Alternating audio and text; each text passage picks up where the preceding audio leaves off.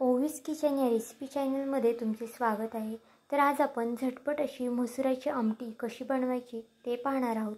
अगदी झटपट आणि सोपी पद्धत सांगणार आहे आणि खूपच चविष्ट होते ही। भाताबरोबर जर खाल्ली तर खूपच चविष्ट लागते। तर त्याआधी तुम्ही चॅनलवरती नवीन असाल तर सबस्क्राईब करून घ्या। तर चला यासाठी साहित्य काय काय लागतं ते पाहून घेऊयात। तर इथे एक कुकर मी तापत ठेवलेला आहे। कुकर तापला की यामध्ये आपण तेल घालून घेऊयात। तर इथे मी 2 पळ्या तेल घातलेले आहे। तेल तुमच्या आवडीनुसार तुम्ही कमी जास्त करू शकता, पण अशा आमटी किंवा वरणाला तेल थोडंसं कमी वापरले की ती छान लागते। तर आता तेल तापलं की यामध्ये 1 चमचा मोहरी घालून घेऊया। मोहरी छान तडतडली की 1 चमचा जिरे घालून घेऊया। जिरेसुद्धा छान तेलामध्ये फुलून द्यायचं आहे। आता इथे मी 5 ते 6 लसणाच्या पाकळ्या बारीक कट करून घेतलेल्या आहेत। तुम्ही ठेचून घातल्या तरी देखील चालेल।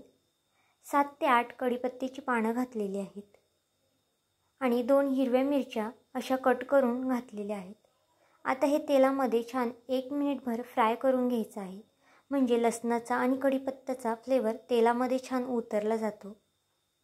आता हे फ्राय करून झाले की इथे मी एक लहान आकाराचा कांदा बारीक कट करून घेतलेला आहे, तो घालून घेऊयात।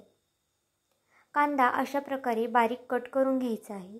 तुम्ही हुबा कापला तरी देखील चालेल। आता कांदा तेलामध्ये छान मऊसूत असा फ्राय करून घ्यायचा आहे। कांदा थोडासा फ्राय झाला की यामध्ये एक लहान आकाराचा टोमॅटो देखील बारीक कट करून घेतलेला आहे मी। टोमॅटो आणि कांद्याने ह्या मसुराच्या आमटीला खूपच छान टेस्ट येते। आता हे आपण तेलामध्ये छान फ्राय करून घेऊया। कांदा टोमॅटो लवकर शिजण्यासाठी आपण इथे थोडंसं मीठ घालणार आहे।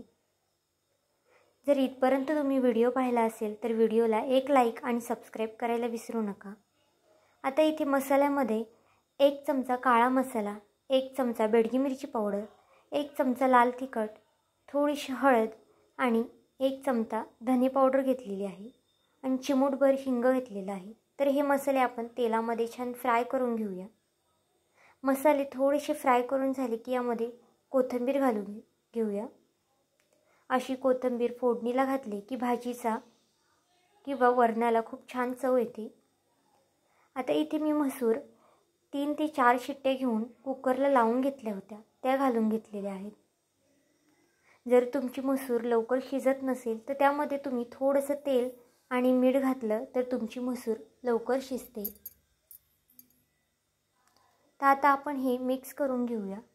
लागेल असं यामध्ये पाणी घालूया आणि कुकरला 1 शिट्टी लावून घेऊया। 1 शिट्टीमध्ये आपली आमटी खूपच छान तयार होते।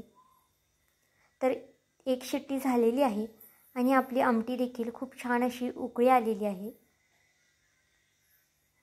तर आजची रेसिपी तुम्हाला कशी वाटली मला हे कमेंट करून नक्की सांगा आणि चॅनलवरती कोणी नवीन असेल तर सबस्क्राईब करायला विसरू नका। भेटूया आपण पुन्हा एका नवीन रेसिपीसोबत।